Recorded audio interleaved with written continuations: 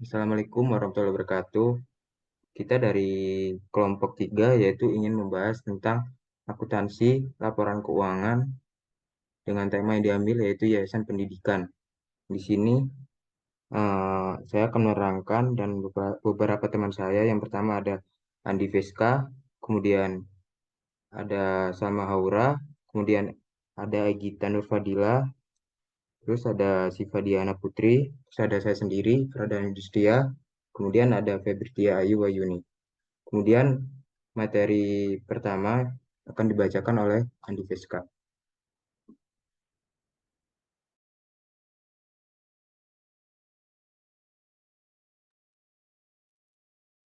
Langsung saja pada materi pertama yaitu eh, pengertian dari yayasan pendidikan. Yayasan pendidikan adalah yayasan yang menyelenggarakan pendidikan baik formal maupun non-formal. Yayasan pendidikan didirikan untuk mencapai tujuan mendidik generasi muda agar tidak tertinggal dan menjadi berpikir yang maju. Yayasan merupakan suatu badan hukum yang mempunyai tujuan pada bidang sosial, yaitu keagamaan dan kemanusiaan. Yayasan didirikan dengan tidak begitu saja. Tentunya harus memenuhi syarat-syarat yang telah ditentukan oleh undang-undang. Di Indonesia telah ada undang-undang yang telah mengatur mengenai yayasan, yaitu Undang-Undang Nomor 16 Tahun 2001 dan Undang-Undang Nomor 28 Tahun 2004. Next.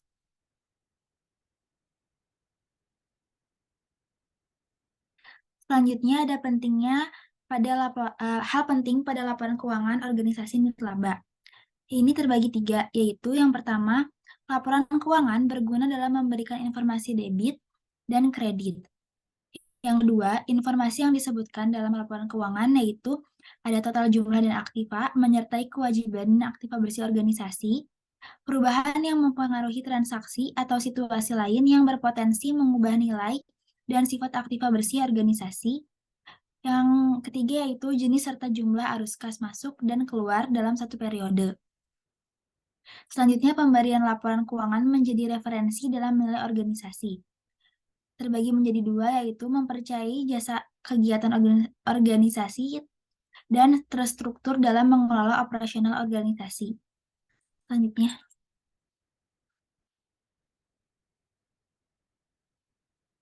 Selanjutnya ada aktivitas bisnis yayasan pendidikan.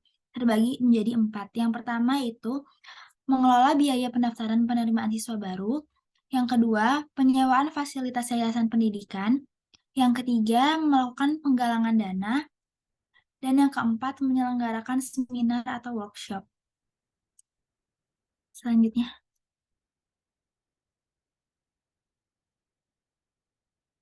Selanjutnya, di sini ada contoh transaksi yayasan pendidikan. Pada tanggal 2 Januari 2021, yaitu ada transaksi sumbangan dari pendiri yayasan sebesar 200 juta.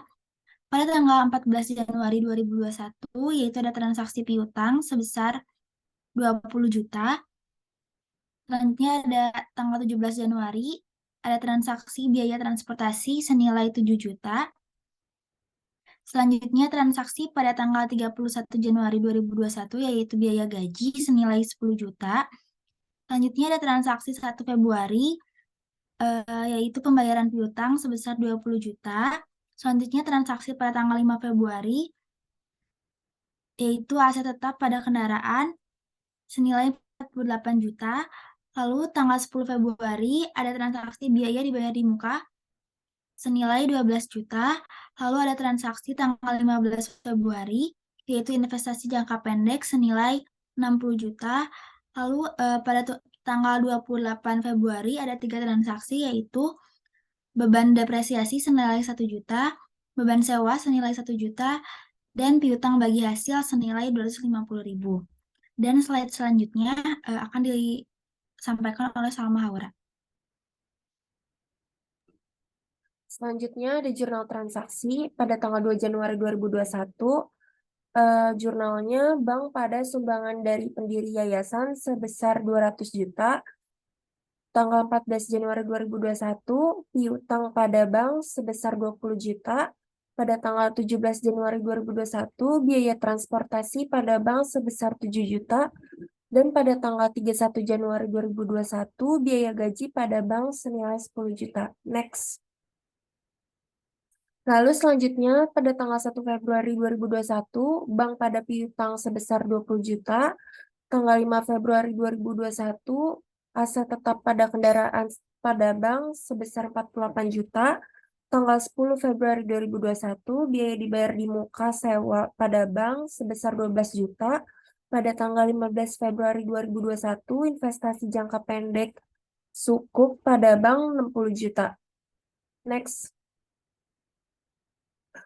Lalu pada tanggal 28 Februari 2021, terdapat 3 transaksi jurnal, yaitu beban depresiasi pada akumulasi depresiasi senilai 1 juta, beban sewa pada biaya dibayar di muka sewa senilai 1 juta, piutang bagi hasil pada pendapatan bagi hasil sebesar 250.000.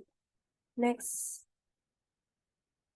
Selanjutnya ada buku besar bank. Pada tanggal 2 Januari 2021, dengan keterangan sumbangan dari pendiri yayasan, posisinya di debit senilai 200 juta. Pada tanggal 14 Januari 2021, dengan keterangan piutang, posisi di kredit 20 juta, maka saldonya 180 juta. Pada tanggal 17 Januari 2021, biaya transportasi di kredit 7 juta, maka saldonya 173 juta. Pada tanggal 31 Januari 2021, biaya gaji di kredit senilai 10 juta, saldonya 163 juta. Pada tanggal 1 Februari 2021, piutang di debit yaitu 20 juta, maka saldonya 183 juta. Lalu pada tanggal 5 Februari 2021, aset tetap kendaraan 48 juta di debit, maka saldonya 131 juta. Dan pada tanggal 10 Februari 2021, investasi jangka pendek sukuk di kredit 60 juta, maka saldonya 171 juta. Selanjutnya akan dijelaskan oleh rekan saya.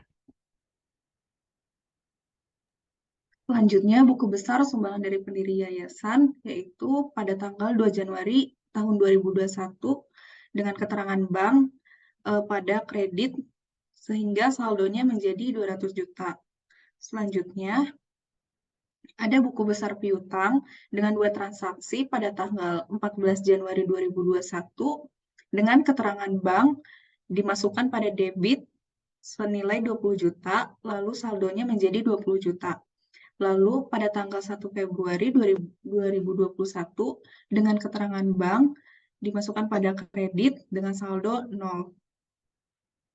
Selanjutnya yaitu buku besar biaya transportasi dengan 1 transaksi pada tanggal 17 Januari 2021, dengan keterangannya bank pada debit 7 juta dan saldo senilai 7 juta.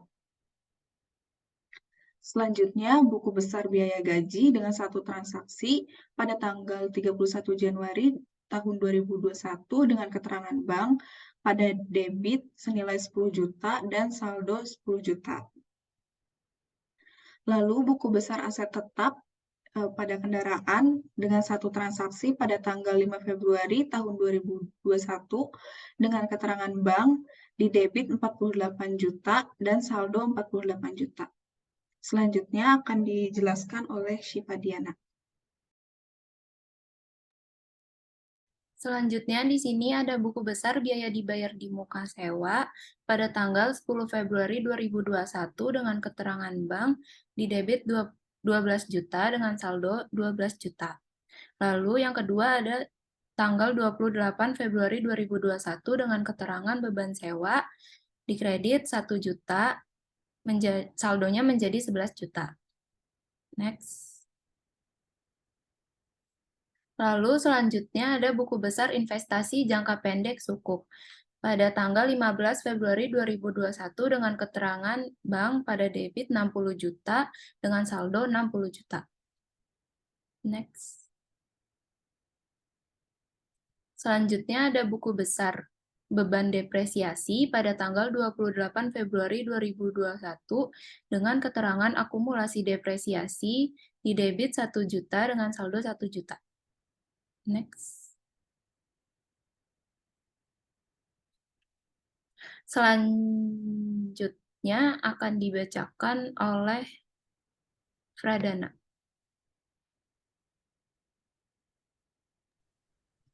Kemudian ada buku besar akumulasi depresiasi dari tanggal transaksi 28 Februari 2021 dengan keterangan beban depresiasi dengan kredit 1 juta, kemudian saldonya 1 juta. Next. Kemudian ada buku besar beban sewa dengan tanggal transaksi 28 Februari 2021 dengan keterangan akun biaya dibayar di muka sewa dengan posisi keuangan debit 1 juta rupiah dengan total saldo 1 juta.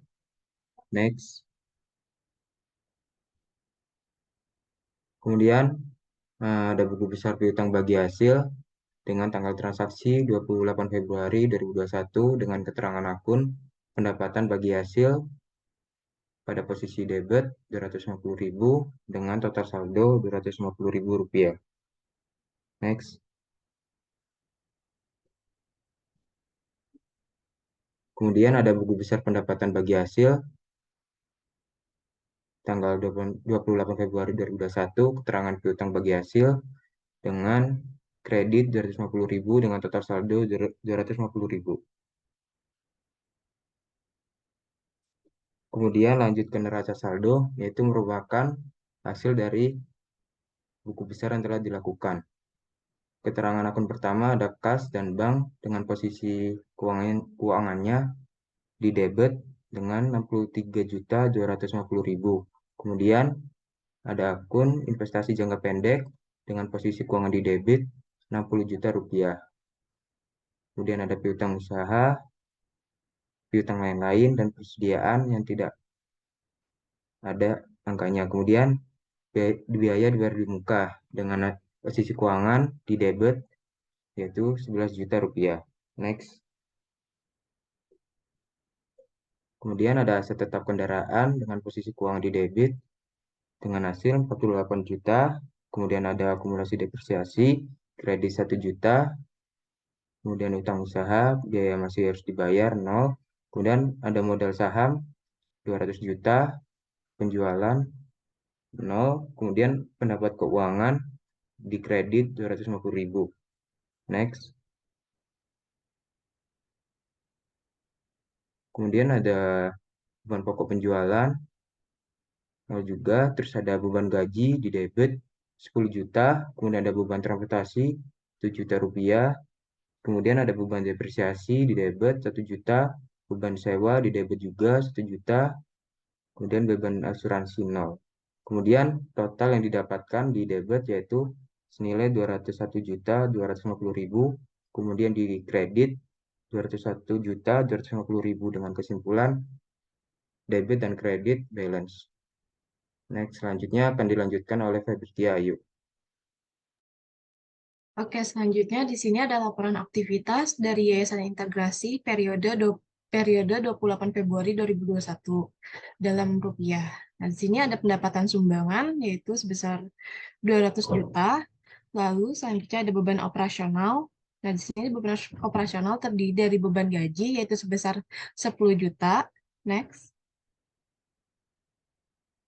Dan beban administrasi dan umum yaitu sebesar 9 juta. Jadi jumlah beban operasionalnya yaitu 19 juta. Di sini adalah beban operasional yaitu dapat dari jumlah pendapatan ditambah sama jumlah beban operasional yaitu sebesar 181 juta. Nah, selanjutnya di sini ada pendapatan lain-lain, yaitu pendapatan keuangan dengan jumlah 250 juta. Jadi, saldo akhir aset bersih yaitu 181.250 rupiah. Next. Nah, selanjutnya di sini ada laporan posisi keuangan. Nah, di sini posisi keuangan ada aset, yang pertama itu ada aset lancar, yaitu terdiri dari kas dan setara kas dengan sebesar 63.250.000 rupiah, investasi jangka pendek yaitu sebesar 60 juta, piutang tidak ada, piutang lain-lain juga tidak ada, biaya dibayar di muka yaitu sebesar 11 juta. Jadi jumlah aset lancarnya yaitu 134.250.000 rupiah. Next. Nah, selanjutnya di sini ada kewajiban, yaitu kewajiban lancar. Di kewajiban lancar di sini tidak ada. Jadi selanjutnya ada aset bersih. Aset bersih di sini ada aset bersih tidak terikat, yaitu sebesar 181.250.000 rupiah. Jadi jumlah aset bersih sebesar 181.250.000 rupiah dan jumlah kewajiban dan aset bersih yaitu 181.250.000 rupiah. Next. Sekian presentasi dari kami. Terima kasih atas perhatiannya. Wassalamualaikum warahmatullahi wabarakatuh.